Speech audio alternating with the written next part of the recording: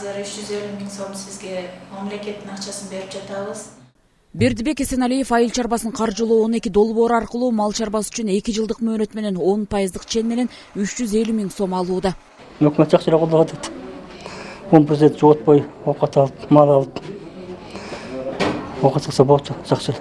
Оңой эле болду. Көп жылдан бери алып жүрөбүз. Эми шаар обязательно болуш керек, жем чөбүң болуш керек, сарайың болуш керек. Сарай мал коргоо турган сарай керек. Сарай болуш керек. Анан жем чөбүң болуш керек.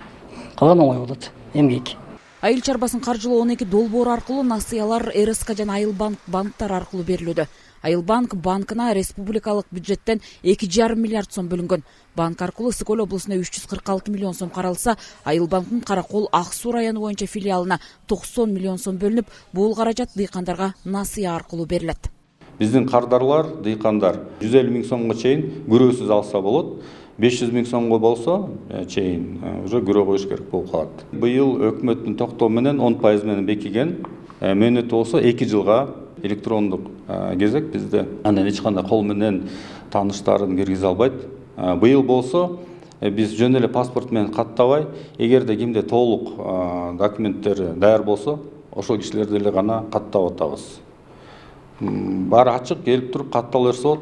Өткөн жылкы айыл чарбасын каржылоо 11 долбоорун алкагында жеңилдетилген кредиттик каражаттарды алган дыйкандар быйыл долбоор аркылуу насыя ала алышпайт. Дыйкан фермерлер 10% чендеги насыяны мал чарбачылыгын жана өсүмдүк өстүрүүчүлүктү өнүктүрүү үчүн ала алышат. Бул үчүн банктын өзүнө электрондук кезекке турушу шарт.